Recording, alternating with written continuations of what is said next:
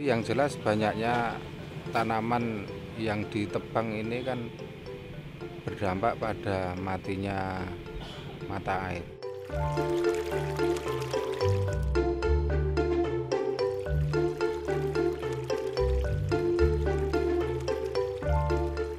Saya lebih memilih pada real action ya. Jadi saya mengajak iya dengan berbicara, tapi saya tidak hanya sekedar ayo kita nanam, enggak, tapi saya berusaha tunjukkan dengan teman-teman, tunjukkan dengan menanam. Kunci kehidupan manusia itu di air, bukan di makanannya. Ada makanan kita nggak bisa minum gimana?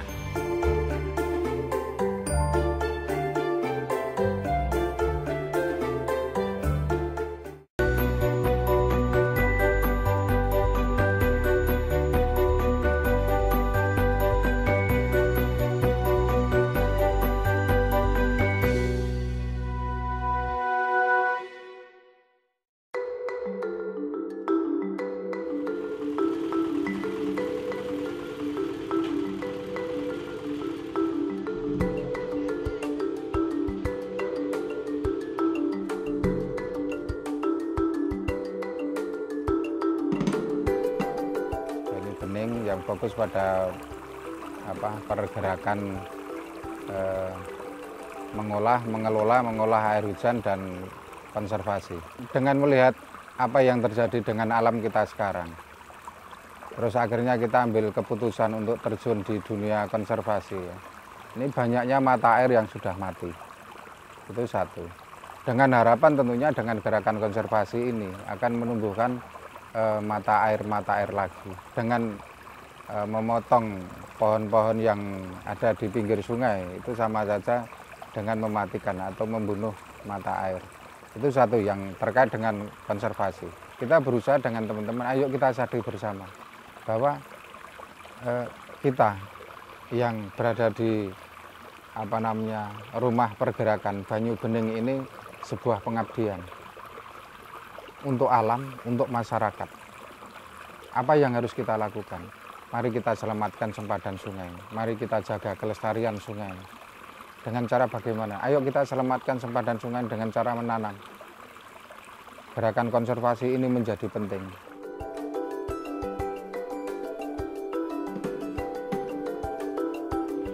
Yang jelas hari ini, pertama pagi ini kita penanaman di pinggir sungai.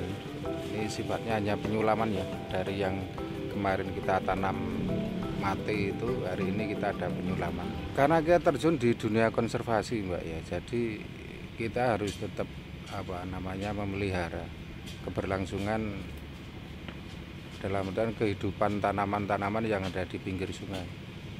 Karena ini sifatnya konservasi, kita tetap harus mempertahankan kerindangan, kesejukan pinggir sungai. Kita harus menyelamatkan sempadan sungai agar tidak rusak. Itu satu. Yang kedua, kita mempertahankan mata air yang ada untuk tetap bisa hidup. Selain juga tentunya harapan ke depan itu munculnya mata air yang baru. Tapi yang jelas banyaknya tanaman yang ditebang ini kan berdampak pada matinya mata air. Ini yang tentu kita sangat prihatin sekali. Makanya kita dengan teman-teman melakukan gerakan konservasi itu salah satunya menyelamatkan itu. Ini sebenarnya tanaman yang baru karena ya sebenarnya bukan tanam baru, tapi ini salah satu yang masuk dalam kategori jenis tanaman konservasi. Ini tanaman pule. Kalau selama ini saya udah dari tahun berapa ya? Sekitar tahun 96, 97 saya program itu kan gerakan gayamisasi. Pohon gayam itu kita tumbuhkan lagi kesadaran masyarakat untuk mempertahankan agar tidak menebang pohon gayam. Di sisi lain kita melakukan pembibitan terhadap pohon gayam. Jenis tanaman seperti gayam, pule setelah ditebang mata airnya mati. Itu. Nah, ini kan salah satu untuk mengejar ya mata air yang sudah mati, kita coba kejar untuk penanaman kembali. Soal waktunya munculnya kapan, karena ini sudah ada yang mati, masih ada yang masih hidup. Yang masih hidup kita pertahankan untuk tetap hidup dengan kita menambah jenis tanaman-tanaman tertentu yang ada di sekitaran mata air itu.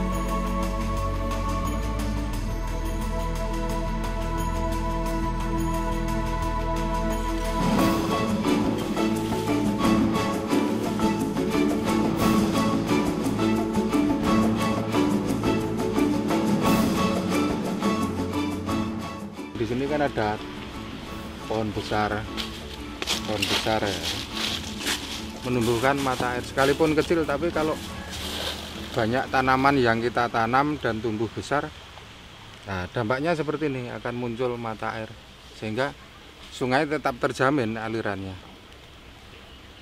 Jangan sampai ada sebuah kerusakan. Kalau banyak pohon yang ditebang pinggir sungai, mata air akan mati. Kehidupan generasi kita akan terancam.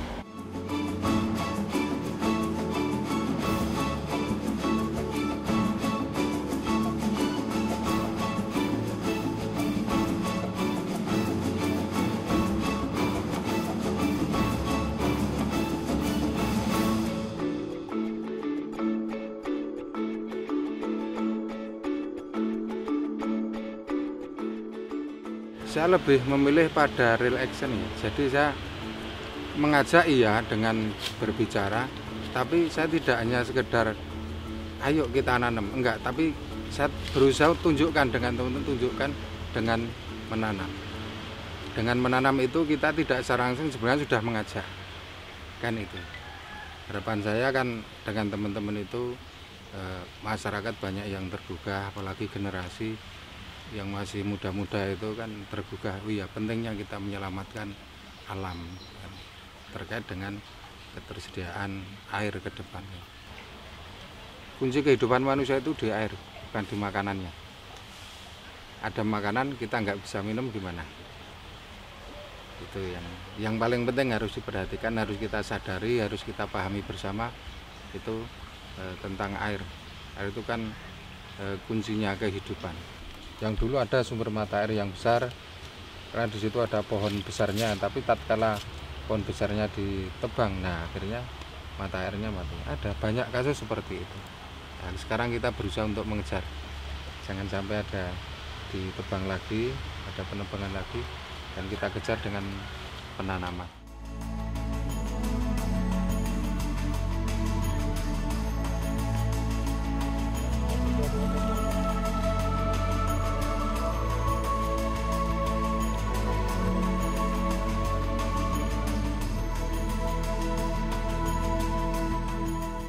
Air bagi kami atau teman-teman komunitas Banyu Bening adalah sesuatu yang sangat berharga, yang betul-betul harus kita jaga keberadaannya.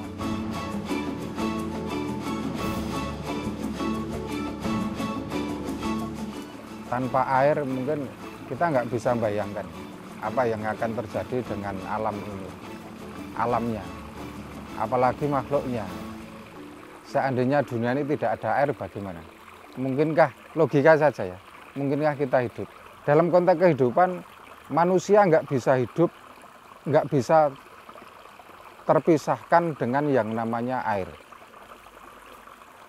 Ada nggak? Nggak ada. Semua makhluk itu pasti membutuhkan air, terlebih manusia. Ya jangan sampailah nanti generasi tamu ya mengalami kekeringan. Kan banyak jenis tanaman yang bisa dimanfaatkan, kita tidak perlu beli, kita bikin sendiri. Kayak gini kan bisa.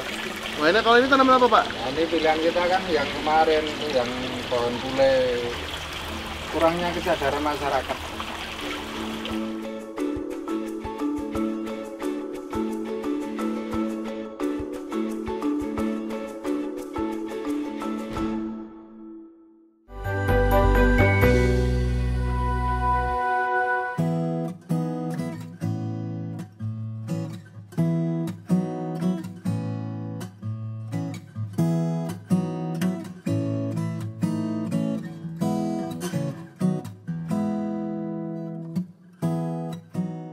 Sebetulnya komunitas Banyu Bening ini lebih ke sebagai gerakan keluarga ya.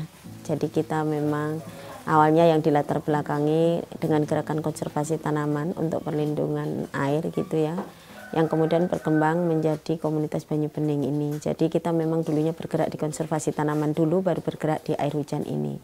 Jadi tidak serta-merta kita langsung bergerak di air hujan, kita lama dulu di konservasi tanamannya. Ada yang bisa kita lakukan lebih dari tidak sekedar konservasi tanaman, tapi bagaimana air yang belum meresap ini bisa kita manfaatkan semaksimal mungkin. Alam itu nggak butuh kita, tapi kita yang butuh alam. Kalau kita tidak melestarikannya, kalau kita tidak menjaganya, maka kitalah sendiri nanti yang akan menuai akibatnya lebih dari situ. Tapi penyadaran proses itu kan nggak mudah. Kita ingin bahwa apa yang kita lakukan, langkah kecil ini nanti membawa dampak yang luar biasa. Paling tidak itu akan membuka mata banyak orang bahwa dari langkah-langkah kecil inilah sebetulnya langkah besar itu bisa kita lakukan.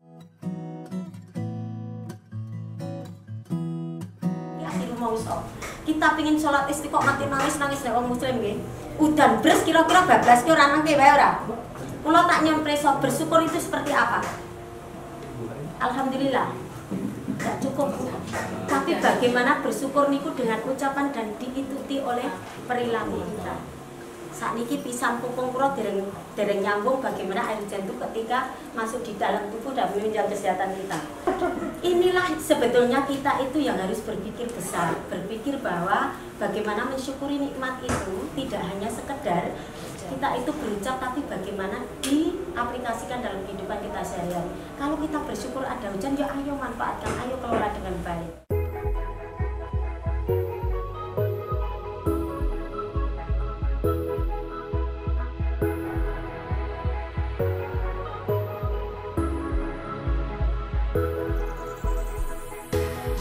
Nenek moyang kita itu manfaatkan air hujan, dan itu satu masa itu hilang sehingga mereka nggak mengenal lagi air hujan. Bahwa suatu ketika itu kita itu mandiri air dari diri masing-masing pribadi orang ini. Kita bisa loh mandiri air, tapi dengan apa? Dengan manfaatkan air hujan gitu. Yang air hujan itu filosofinya luar biasa, dia jatuh nggak pilih-pilih.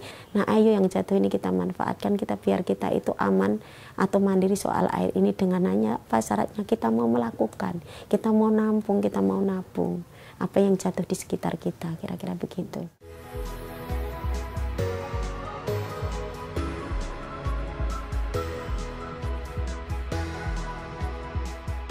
Dunia ini tidak ada makhluk mati, semuanya makhluk hidup, hanya bergerak dan dipergerakkan. Itu yang harus dibedakan, dan semua butuh air, tidak terkecuali. Jadi di kegiatan di Banyu Bening ini ada 3 hal. Yang pertama adalah kita selalu kampanye soal air hujan, bagian dari konservasi air. Yang kedua adalah konservasi air dengan tanaman-tanaman yang itu mempunyai daya serap atau daya tampung air yang bagus. Terutama ini tanaman-tanaman endemik yang kita kembangkan. Kemudian yang ketiga adalah gerakan pungut plastik. Kenapa ini kita lakukan? Yang pertama adalah kita ingin bahwa kualitas air juga saat ini memburuk. Salah satu penyebabnya adalah limbah, baik limbah padat maupun limbah cair. Nah salah satu gerakan yang kita lakukan ini, kenapa gerakan pungut plastik gitu? Karena kami ingin membangun kesadaran kepada masyarakat kita. Jadi yang ketiga, kenapa kita gerakkan pungut plastik ini, kami ingin juga bahwa untuk menjaga kualitas air itu perlu kita juga menjaga dari limbah-limbah baik padat maupun cair. Nah yang bisa saya lakukan saat ini adalah mengajak, mengedukasi masyarakat untuk membuat lingkungan itu bersih dari plastik ya. Bukan zero sulit, tapi paling tidak masing-masing pribadi ini meminimalkan untuk produksi plastik, kira-kira begitu.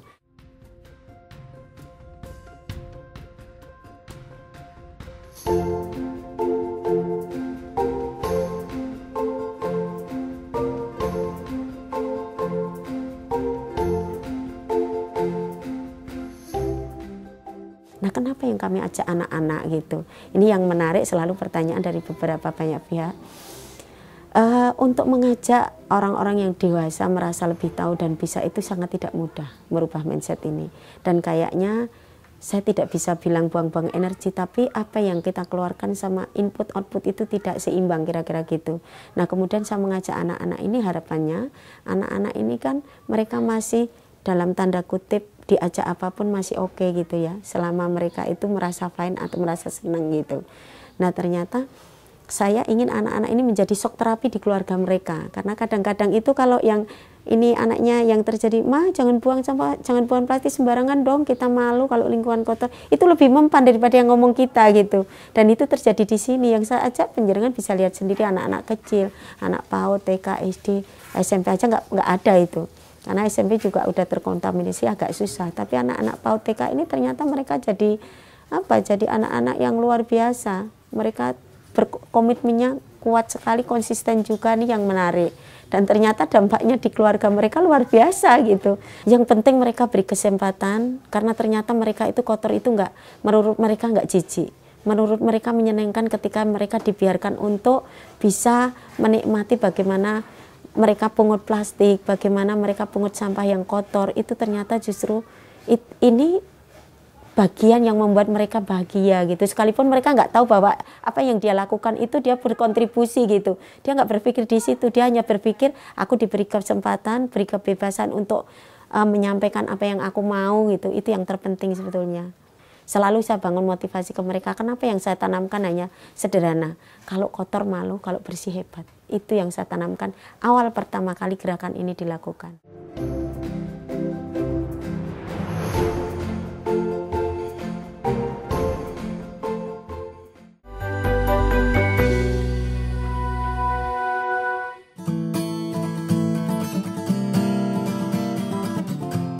Hari ini seperti biasa ya, setiap Sabtu sore kita akan ada pungut sampah. Terus rutenya untuk hari ini kita mulai dari utara masjid, muter sampai ke lapangan. Terus jangan lupa nanti kita harus pakai masker. Supaya apa? Supaya bersih, nggak kena kuman. Adik-adik masih ingat nggak manfaat pungut sampah? Untuk mengurangi sampah plastik. Sekarang kita bagi masker dulu. Alina ditali. Ya, nanti ditali. Kotor.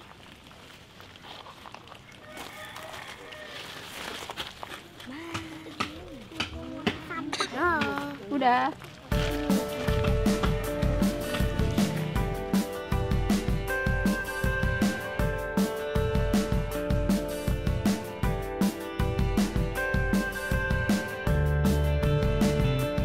Itu saja sederhana, bahwa saya ingin masyarakat terinspirasi dari apa yang kami lakukan. Melangkahlah dengan langkah-langkah kecil, tapi yang terpenting adalah melakukan. Tidak butuh kita itu teori, tapi lakukan yang terkecil, yang dimulai dari diri sendiri. Ketika masing-masing pribadi memulai dari diri sendiri, itu yang terpenting. Itu nanti yang akan menjadi gerakan besar. Tapi masing-masing punya kesadaran, punya kemampuan untuk berbuat, melakukan sesuai dengan kapasitasnya. Kita yang butuh alam, bukan alam butuh kita. Kira-kira gitu, maka kitalah yang harus menjaga untuk biar kita bisa bertahan sampai ke depan. Nah, untuk anak cucu, maka saya lebih tepatnya adalah ketika kita melakukan sesuatu ini, langkah kecil ini untuk alam, sebenarnya kita untuk menyelamatkan generasi mendatang.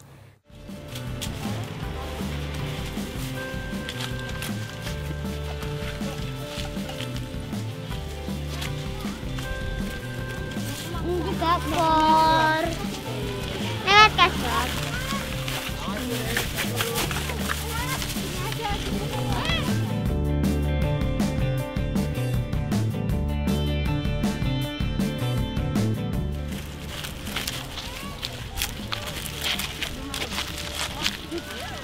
Ini Pak Uji.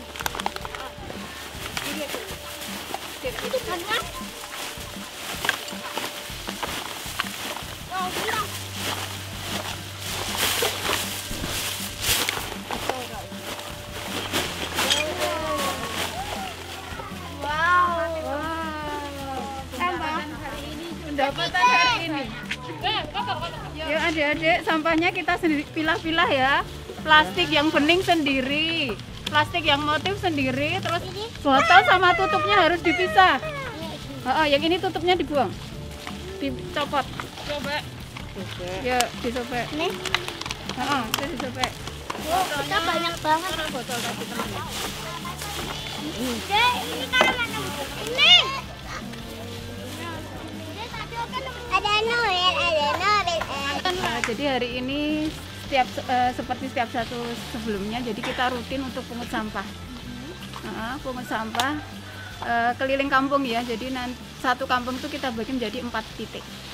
Kebetulan hari ini tuh rute yang paling mudah. Jadi hanya satu rute aja. Pesannya yang jelas, kenapa harus anak-anak? Karena kami ingin menimbulkan kembali budaya malu.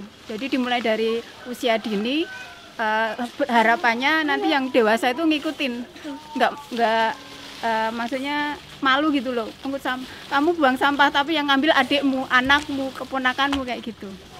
Artinya ya kalau kotor tuh malu ya, jadi karena kotor tuh kan kalau kotor kita nggak sehat, lingkungan juga nggak enak dipandang, main juga nggak enak, itu aja. Kedepannya paling nggak masyarakat sadar ya untuk memilah sampah sendiri, jadi mengelola sendiri dari rumah masing-masing, berawal dari rumah. Iya sangat, jadi mereka sendiri kadang malah di rumah itu lebih cerewet dari orang tuanya. Mah jangan buang di situ, mah itu harus dipisahin kayak gitu, mulai dari rumah mereka. Mungkin lebih cerewet dari sebelumnya. Ini ada botol plastik, gelas plastik, kemudian plastik bening, ada plastik motif tadi belum dipisah-pisah. Terus ada sedotan. Ini loh. Macam-macam. Kami sendiri malah sadar ya, jadi dari gerakan ini, dari lingkup yang paling kecil itu ternyata bisa dilihat kalau sampah itu nggak ada hubungannya dengan tingkat pendidikan, dengan status sosial. Sampah itu ternyata masalah hati. Kita punya hati nggak kalau untuk memelihara tempat tinggal kita, bumi kita. Tetap semangat, tetap jaga semangat. Meskipun mungkin yang kita lakukan itu seperti nggak ada hasilnya, tapi yakin nanti kedepannya pasti ada hasilnya.